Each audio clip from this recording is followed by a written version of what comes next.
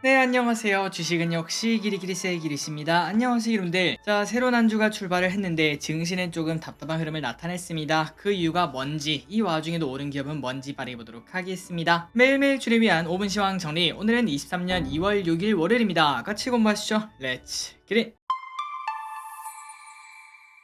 오늘 코스피 1.7% 하락, 슬금슬금 하락을 하더니 결국은 조금 크게 하락한 거 확인할 수 있고요. 그 반면 코스닥은 급락까지는 아니지만 그래도 0.7% 정도 하락한 걸 체크할 수 있습니다. 다만 이 와중에 조금 특이한 흐름은 있었습니다. 일단 코스피 이 정도 하락했으면은 하락 종목이 압도적으로 많아되는데, 그런데 오히려 상승 종목과 하락 종목의 수가 비슷한 것도 확인할 수 있죠. 그렇기 때문에 특정 섹터, 특히 대형주 위주의 하락이 나왔다는 걸 충분히 유추해 볼 수 있습니다. 어쨌든 결국 이런 흐름이 나타나자 또다시 코스피는 2438까지 하락해 2500을 향해 가지 못하고 다시 또 떨어지는 걸 확인할 수 있는데요. 과연 이번 주 계속 이런 흐름이 나타날지 오늘 저녁 미국장이 매우 중요할 것 같습니다. 오늘 저녁 미국장 관심 있게 보도록 할게요. 그리고 걱정스러운 흐름이 나왔습니다. 이렇게 외국인의 매도가 나타났죠. 외국인 3천억 매도, 기관 5천억 매도, 그 와중에 연기금이 500억 매수로 조금은 선방했지만, 하지만 외국인의 매도세가 나타났다는 거, 그리고 그와 동시에 환율이 다시 또 상승하고 있다는 거, 1254원을 뚫는 걸 체크할 수 있습니다. 어제 우리가 공부했다시피 만약에 환율이 조금 단기적으로 급등하게 된다면은, 게다가 그 동시에 외국인의 매도가 나타나게 된다면은 단기간의 조정은 우리가 피할 수가 없겠죠. 일단은 이렇게 나왔는데 과연 내일까지 연속성을 가질지 보도록 하겠습니다. 어쨌든 오늘 외국인이 매도하니까 오랜만에 연기금의 매수가 들어왔습니다. 그 와중에 뭘 샀나? 네이버, 삼성전자, LG전자, 삼성전기, LG화학을 매수합니다. 그리고 오늘의 증시 포인트를 보도록 하겠습니다. 일단 미국 증시가 하락한 이유는 실업률 때문입니다. 실업률이 나빴나? 아니죠. 너무 좋았기 때문에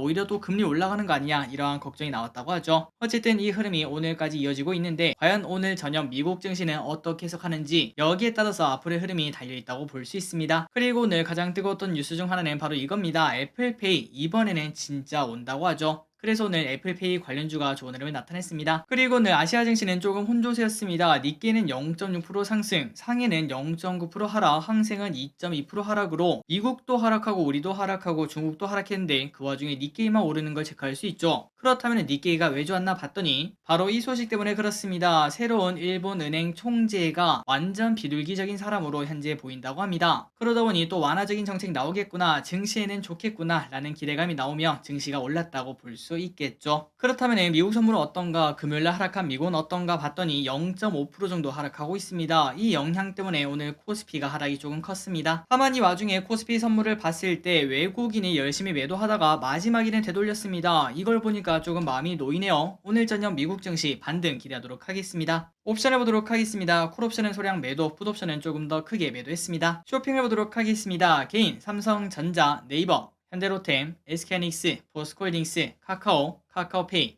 포스코케미칼, 두산에너빌티, LG화학, 그래프톤을 매수합니다. 다음으로 외국인은 에코프로 BM, 에코프로, 삼성 SDI, 차이나 항생테크 ETF, 하나에어로스페이스, KT, 현대차, LNF, 삼성생명, LX세미콘, 하나솔루션을 매수합니다. 다음으로 기관은 LG전자, 오스테인플란트, 하나에어로스페이스, LG노텍, LNF, 대우조선해양, SK이노베이션을 매수합니다. 오늘 외국인과 기관은 또 2차전지를 사랑하는 걸 볼 수 있네요. 수요일장을 보도록 하겠습니다. 공모주 천국이네요. 내일 스튜디오 미래가 상장을 합니다. 최소한 따상은 나오지 않겠냐 라는 기대감이 나오고 있는데, 과연 어떤 결과가 나올지 보도록 하겠습니다. 그리고 제2호 공모 청약이 있습니다. 이왕이면 청약을 하시는 게 좋을 것 같은데, 하지만 좀 고려할 사항이 있죠. 그 부분은 다른 영상을 통해서 이미 올려드렸으니까 그 영상을 참고하시면 될 것 같습니다. 다음으로 수요일입니다. 북한 열병식 개최 예정입니다.